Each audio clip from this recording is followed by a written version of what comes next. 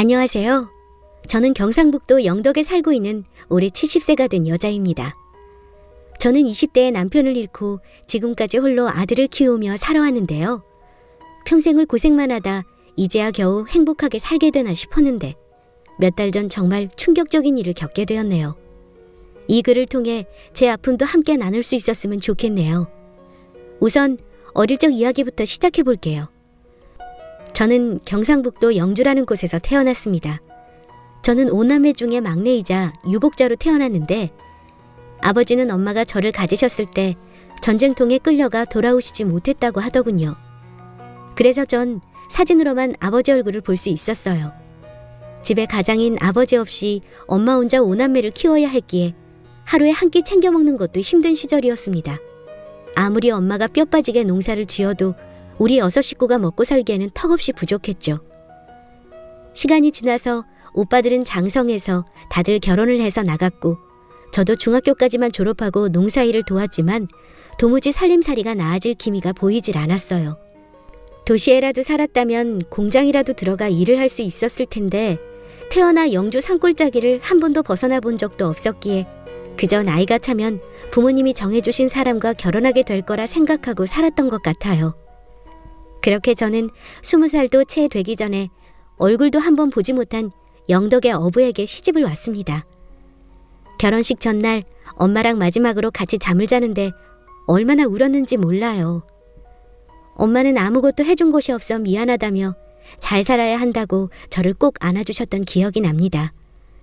그렇게 영주에서 간단히 결혼식을 치르고 정말 보찜 하나 안고 남편 하나 따라서 길을 나섰습니다. 가는 길이 어찌나 멀던지 정말 무섭고 두렵더군요. 지금이야 영덕이 대게 때문에 관광객도 많이 오고 고속도로도 뚫려 도시가 다 되었지만 예전에는 친정에 한번 다녀오려면 산길을 걸어서 다녀야만 했을 정도로 완전히 고립된 어촌마을이었어요. 그렇게 생전 처음으로 살아본 바닷가에서의 생활은 정말 녹록지 않았어요. 지겹도록 했던 농사일은 이제 하지 않아도 됐지만 남편이 바다에 나갈 때면 들어올 때까지 행여나 무슨 사고가 날까봐 마음을 졸여야 했고 생선 손질이며 통발 손질이며 일의 강도는 농촌 못지 않았습니다. 할 줄 아는 게 아무것도 없으니 참 힘들더군요. 바닷가라 그런가 사람들은 또 얼마나 억센지 어린 나이에 혼자 눈물 훔치는 날이 많았지만 시어머님이 따뜻하게 대해주신 덕에 마음 붙이고 살 수 있었던 것 같습니다. 시부모님은 바로 앞집에 사셨는데 당신이 할머님에게 엄청 시집살이를 당하셨다며 그래서 당신 며느리에게 절대 시집살이 시키지 않겠다고 다짐했다면서 저에게 흔한 심부름 한번 시키지 않으셨습니다. 제가 시댁복은 있는지 시아버님도 저를 많이 예뻐하셔서 남몰래 먹을 것도 챙겨주시곤 했고 남편은 무뚝뚝했지만 잔정은 많은 사람이라 저를 잘 아껴주었습니다. 남편은 아버님과 함께 대게잡이 배를 타던 사람이었는데 한번 배를 타고 나가면 며칠 후에 돌아오는데 그때까지 뜬 눈으로 지새는 날이 많았어요. 시부와 남편이 바다에 나가는 날이면 시어머니와 함께 새벽부터 물을 떠놓고 무사귀환을 비는 것만이 제가 할 수 있는 전부였습니다. 하지만 제 바람이 약했는지 운명의 장난인지 여지없이 바다라는 커다란 존재는 저의 행복을 앗아가 버리더군요. 저와 뱃속에 아이만 남겨둔 채 여느 날처럼 새벽같이 조업을 나섰던 시아버님과 저희 남편은 다신 돌아오지 못했습니다. 풍랑을 만나 배가 자초되었다는데 그 흔적조차 찾을 수가 없었어요. 황망함에 눈물조차 나지 않더군요. 그래서 아직도 전 바다만 바라보면 평생 바다에서만 살다 바다로 다시 돌아간 남편 생각이 나고 파란 물만 보아도 그때 생각이 나 가슴이 아려옵니다. 그렇게 저는 뱃속에 제 아들 녀석만 남기고 떠난 남편을 원망할 겨를도 없이 아이를 위해서만 살았습니다. 마치 우리 엄마처럼. 처음엔 막막했지만 사람이 살다 보니 어찌저찌 살아는 지더군요. 아들을 얻고 새벽같이 어시장에 나가 생선을 손질하고 닥치는 대로 일을 했습니다. 남의 집 일부터 정말 안 해본 일이 없었네요. 그렇게 정신없이 지내던 어느 날 아들이 4살쯤 되었을 무렵이었어요. 다른 아이들 같으면 벌써 걸음마를 떼고도 남았을 시기인데 우리 아들은 자꾸 중심을 잃고 넘어지기만 하더군요.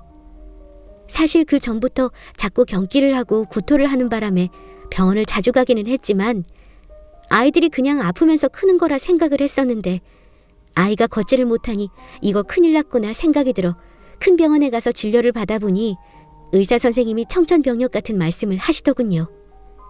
바로 소아마비였습니다. 이미 한쪽 다리가 완전히 마비되어 평생 장애를 안고 살아야 한다고 했습니다. 요즘은 소아마비 백신이 나와 충분히 예방을 할 수 있는데 왜 접종을 안 했냐며 안타까워 하시는데 피 같은 내 새끼가 이 미련한 애미 때문에 평생을 절름발이로 살아야 한다고 하니 정말 죽고만 싶었습니다. 그때 처음으로 남편이 원망스러워 병원에서 주저앉아 한참을 울어버렸네요. 엄마 울지 말라며 같이 울어버리는 제 아들을 안고 어찌나 울었는지 저는 실신해서 링겔까지 맞고서야 병원을 나설 수 있었습니다. 그렇게 우리 아들은 한쪽 다리를 절게 되었고 학교에 가서도 놀림을 많이 받았어요. 동네 아이들에게 괴롭힘을 당하고 있는 걸 보고 쫓아가서 혼내주고 데려온 적도 많았지만 착하디 착한 아들 녀석은 괜찮다며 그저 헤헤 웃기만 하더군요. 차라리 울고 악다군이라도 썼으면 제 마음이 그리도 시리지 않았을 텐데 장애가 자기 탓도 아닌데 그 어린 것이 모든 것을 다 감내한다는 표정을 지으며 웃고 있으니 가슴이 찢어졌습니다. 착한 우리 아들은 속 한번 썩이지 않고 무사히 학교를 졸업했고 자연스레 뱃일을 시작하게 되었어요. 저와 시어머님 모두 절대 뱃일만은 안 된다며 머리 싸매고 말렸지만 누가 시킨 적도 없고 저랑 시어머니가 바다라면 경기를 해서 배를 타본 것도 아닌데 뱃일을 하는 아들을 보면서 정말 사람마다 운명이란 게 따로 정해져 있는 것 같았습니다. 그래도 마침 우리 아들이 뱃일을 시작할 땐 대개가 호황이라 저희 고장이 유명해지기 시작할 무렵이었어요. 주변 친척들도 다 뱃일을 하는 사람들이라 작은 형님네 배에서부터 일을 하기 시작했습니다. 처음엔 힘들다고 투정도 부리더니 금세 적응해서 흔들리는 배 안에서는 두 다리 멀쩡한 사람들보다 더 날쌔게 일을 하는 모습을 보니 저도 마음이 좀 놓이더군요. 항상 움츠려만 있던 아이가 자신이 좋아하는 일을 하며 점점 날개를 펴는 모습을 보며 바다에 있는 시아버님과 남편이 도와주는 것 같았습니다. 처음엔 아주 작은 통통배부터 시작했는데 경기가 좋아진 덕인지 점점 배의 규모가 커졌고 10년쯤 지났을 무렵엔 비록 대출이 절반 이상이지만 대게잡이 배를 3척이나 소유하게 되었습니다. 우리 아들 사업수단이 어찌나 좋은지 다리가 몇 개 떨어져 경매에 내놓지 못하는 개들을 따로 인터넷으로 판매하더니 그 수업이 경매에서 버는 것만큼이나 쏠쏠하더군요. 저는 아들이 잡아오는 대게를 판매하는 식당을 열었어요.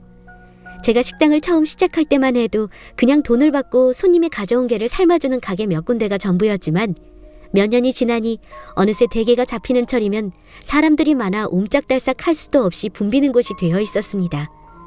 겨우 테이블 3개짜리로 시작했던 제 식당은 2층짜리 대형 식당이 되었고요. 그렇게 치열하게 살았고 또 하늘이 도운 탓인지 장사도 잘 되어 금전적으로는 남부러울 것 없이 살 수 있었습니다.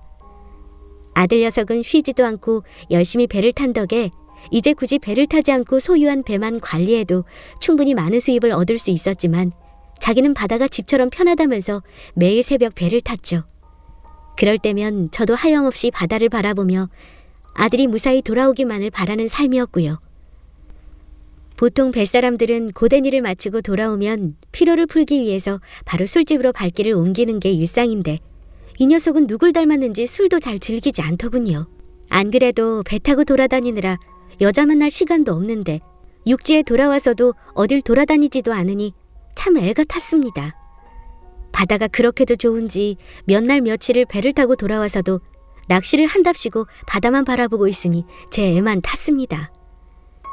자기 잘못도 아니고 부모가 건강하게 낳아주지 못해 평생 장애인으로 살아야 할 아들이 얼마나 속상할지 헤아릴 수도 없었지만 불평 한마디 하지 않고 항상 저 먼저 생각해 주었던 착한 우리 아들.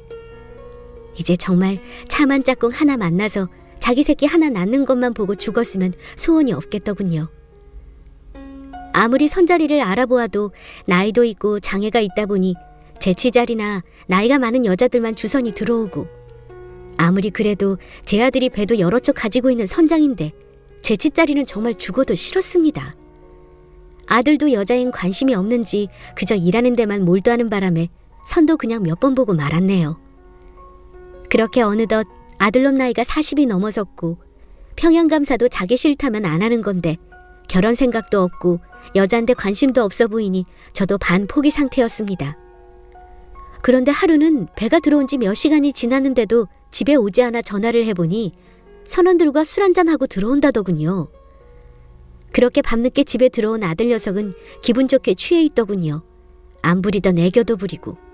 이 녀석이 기분 좋은 일이 있었나 싶어 저도 기분이 좋았습니다. 평소에 술을 거의 마시지 않은 놈이 웬일인가 싶었지만 이제야 사람들하고 좀 어울리려나 보다 하고 말았죠. 그 후로도 아들 녀석은 조업을 마치고 들어오면 집으로 오지 않고 술집으로 바로 가곤 했어요.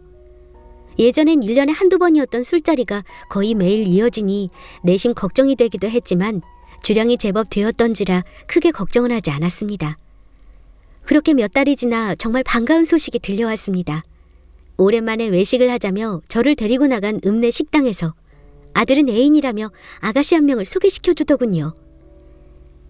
안녕하세요. 이수연이라고 합니다.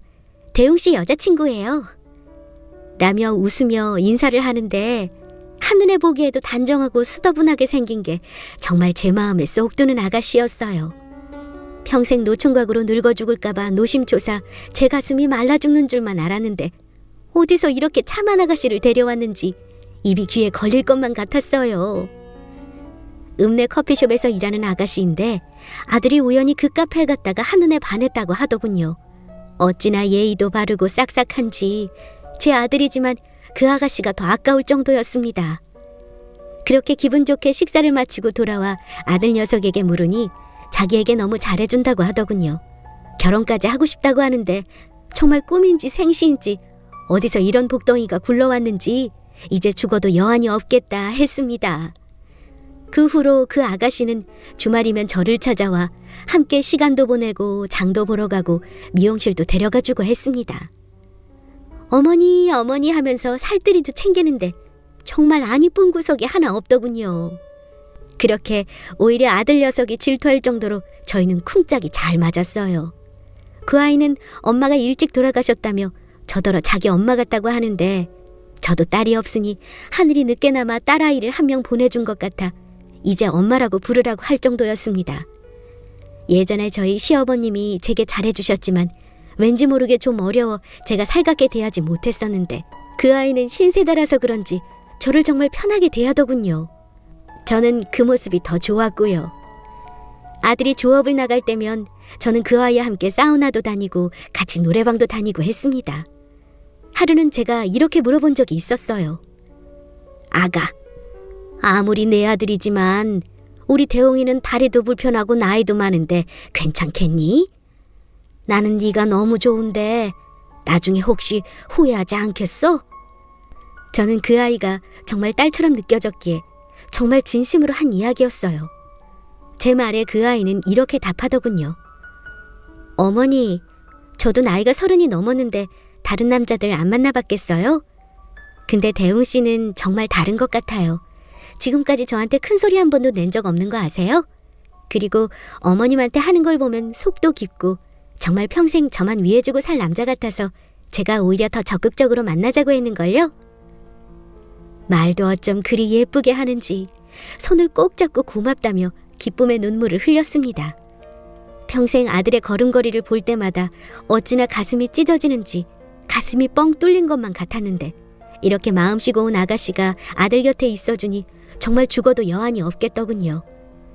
더 이상 시간 끌 이유가 없을 것 같아 날짜를 잡고 상견례를 가졌습니다. 사부인 되실 분은 안 계시고 언니와 사돈어른이 나오셨더군요. 두 분 다 인상도 좋고 예의는 어찌 그리도 밝으신지 며느리 될 아이가 정말 가정교육을 잘 받은 것 같더라고요. 요즘 시대에 어촌으로 시집 오겠다는 여자가 몇이나 되겠어요? 다들 도시 나가서 살려고 하잖아요? 근데 이 아이는 자기가 스스로 저랑 함께 살고 싶다고 말해주는데 정말 하늘이 내려준 복덩이 같았습니다.